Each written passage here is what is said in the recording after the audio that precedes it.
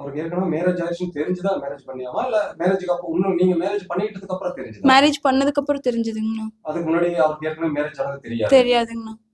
அப்ப அவருக்கு ப்ராப்பரா டிவோர்ஸ் வாங்கியிருந்தாரா அப்படி எல்லாம் எதுவும் தெரியல. ப்ராப்பரா டிவோர்ஸ் வாங்கிட்டாங்கண்ணா. ஷீட் முதற்கண்டு காமிச்சாங்க என்கிட்ட. அதுக்கப்புறம் அவளுக்கு கல்யாணம் ஆகுது தெரியாதுன்னு சொல்லியிருக்காங்க.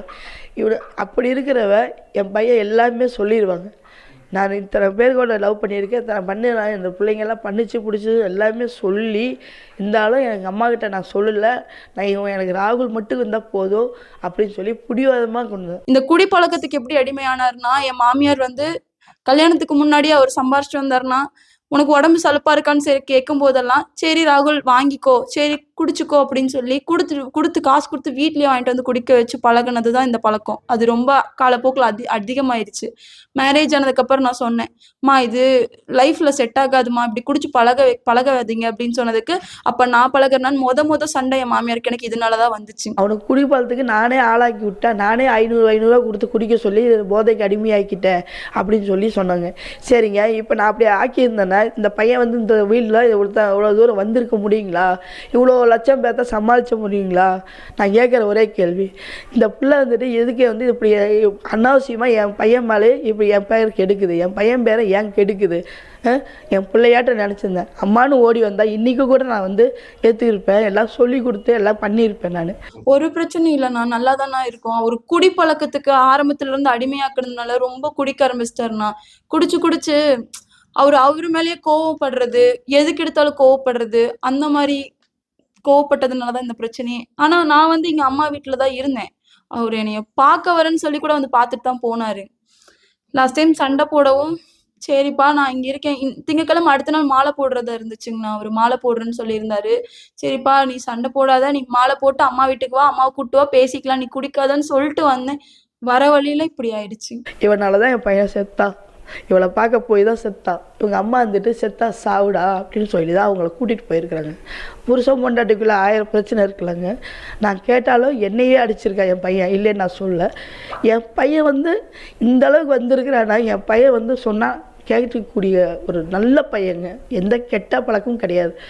அப்படியே தண்ணி அடிச்சிருந்தாலும் ஒரு சந்தோஷமாக இருக்குன்னு கேட்குறேன்னு சொல்லி ஒரு பசங்களாம் ஒரு பார்ட்டி கீட்டி போகிறாங்க, பிடிக்கிறாங்க, எத்தனையோ இது போயிருக்கிறாங்க. இத்தனை பழம் சரிங்கன்னு சொல்லி அவன் பொண்டாட்டி பர்மிஷன் கேட்டு என் பர்மிஷன் கேட்பான். சரிப்பா நீ சொல்கிறியாப்பாங்க, இவளே வாங்கி கொடுத்துருக்காங்க. இவ தாங்க அவன் வந்து மெஹந்தி ஒர்க்குக்கு போயிட்டு இருக்கும்போது இவளே வாங்கி கொடுத்துருக்குறாங்க. இவ்வளோ வாங்கி கொடுத்தா. நான் சொன்னேன், அப்பா நீயே கெடுக்காத, பெசாம இரு அப்படின்னு சொன்னேன். சரின்னா அவன் வந்து டீசெண்டாக சொல்கிறேன். என் பையன் வந்துட்டு, இல்லைம்மா அப்படிலாம் நான் கேட்க மாட்டேம்மா, ஆசைக்காக கேட்டேன், உங்களுக்கு வேண்டாம்னா வேண்டாம்மா அப்படின்னு சொல்லி கோச்சிக்கிட்டு நான் வந்துட்டாங்க. சரி பாப்பா உடம்பு வலிக்குங்கிறான், நீ வாங்கி கொடுக்குறேன்னா வாங்கி கொடுத்துக்கோன்னு சொல்லி இவங்க 2 பேரும் கூட போனாங்க. இவங்க 2 பேரும் தான் போய் வாங்கிட்டு வந்தாங்க. சரிங்களா, நான் தினம் 500 கொடுத்து என் பையனை போதைகள் அடிமையாக்கல. இப்ப இறந்ததுக்கு அப்புறம் உன்னை பாக்குற கூட விடலன்னு சொன்னாங்க, என்ன பிரச்சனை? அண்ணா நாங்க எரிச்சிடலாம்னு சொன்னோம்னா, அவரு போஸ்ட்மார்ட்டம் பண்ணிட்டாரு, அப்படியே வச்சா நல்லா இருக்காது அப்படின்னு சொல்லி எரிச்சிடலான்னு தானே சொன்னேன். எங்க மாமனாருக்கு அதுதானே விருப்பம். ஆனா எங்க மாமியார் வந்து அவங்களோட தாட் படி அவங்க வந்து எரிக்கிற மாதிரி இருந்ததுன்னா அந்த இடத்துல சீர் சடங்கு பண்ணா நான் தான் ஒய்ஃப்னு எல்லாத்துக்கும் தெரிஞ்சிரும்னு சொல்லி அது வேண்டாம்னு சொல்லி அல்லமீன் தர்கால வச்சு பண்றேன்ட்டு போயிட்டாங்க. அங்க பண்ணதுனால அழுகக்கூடாது, தொட்டு கும்பிடக்கூடாதுன்னு சொல்லி நிறைய ரூல்ஸ் போட்டு ஒரு ஓரமா நிக்க வச்சு நிறைய வார்த்தை பேசிட்டாங்கண்ணா. முறைப்பிரகாரம் அவனை எரிக்கிறேன்னு சொன்னாங்க. என் பையன் ஏற்கனவே அவன் அதாவதுங்க அவன் ரொம்ப சந்தோஷமா ஒரு சின்ன தப்பும் பண்ண மாட்டாங்க, ஒருத்தர் ஏமாற்றி பிழைக்க மாட்டாங்க. 10 ரூபா நீங்கள் கொடுத்துட்டீங்களா, நான் 20 ரூபா கொடுக்குறேன், நீங்கள் அந்த 20 ரூபாய் திருப்பி நாங்கள் 20 ரூபா தான் கொடுத்தா நீங்கள் 20 ரூபாய் திருப்பி கொடுக்குறீங்க. நான் சேர்த்து கொடுத்தா கூட திருப்பி கொடுக்கக்கூடிய ஆள் அந்த பையன்.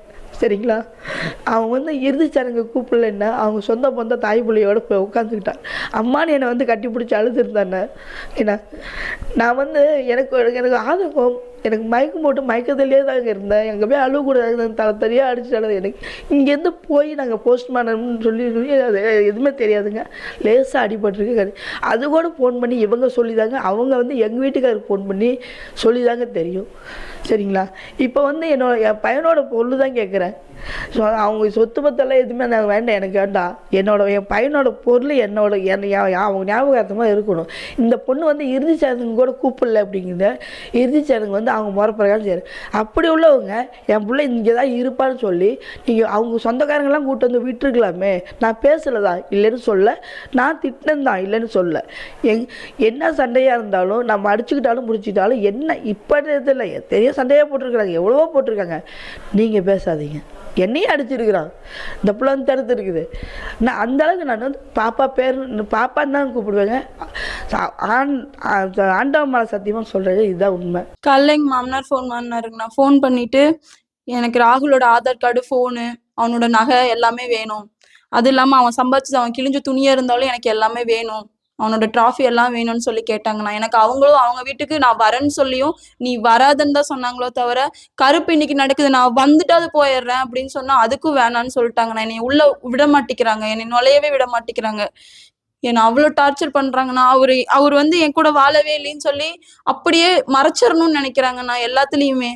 ஃபர்ஸ்ட் எல்லாம் மறைக்கணும்.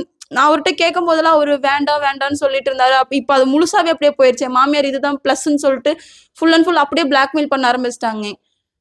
எதுவுமே கொடுக்க மாட்டேன்னு சொல்லிட்டாங்கண்ணா. வர வேணாம், எனக்கு அவ வேண்டாம், எனக்கு என் பையன் போயிட்டான், எனக்கு என் பொருள் எல்லாமே வேணும் அப்படின்னு சொல்லிட்டு அவங்களோட வண்டி, அவங்க பையன் எல்லாமே வேணும்னு சொல்லி நிக்கிறாங்க. ஆனா நான் அதை கொடுக்க மாட்டேங்கண்ணா. நான் வாழ்ந்தேன்றதுக்கு எனக்கு அது ஒண்ணுதான் அடையாளத்துக்கு இருக்கு, நான் கொடுக்க மாட்டேன். ஏன் கேட்குறேன், நான் போட்டோ அவனோட இதெல்லாம் கேட்குறேங்க, அவனோட ஆசையாக கேட்குறேங்க, அவனோட பொருளெல்லாம் கேட்குறேங்க. அவனை அதை பார்த்தா என் மனசு சாந்தி அடைத்தோன்னு சொல்லி அவன் ஃபோட்டோமா கொண்டு எனக்கு எல்லாமே வேணும்னு நான் கேட்குறேங்க. அவன் செல்லுமா கொண்டு நான் கேட்குறேங்க. ஏன் கேட்குறேன், அவன் ஞாபகார்த்தமாக எனக்கிட்ட எதுவுமே இல்லைங்க.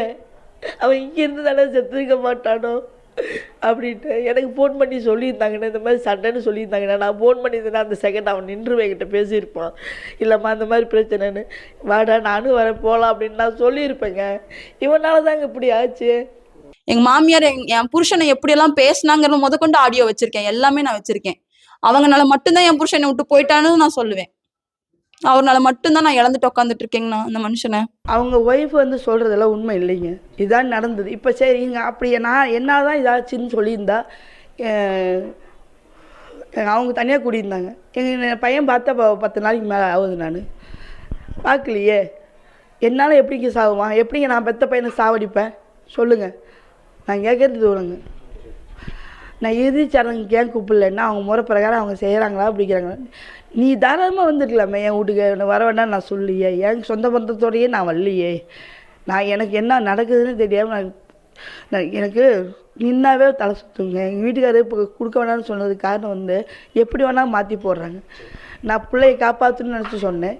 இந்த பிள்ளை வந்து என் பையனுக்கு நான் தான் சாவுக்கு காரணம்னு சொல்லியிருக்கிறேன். அப்படி அது என்னால் ஏற்றுக்க முடியலைங்க.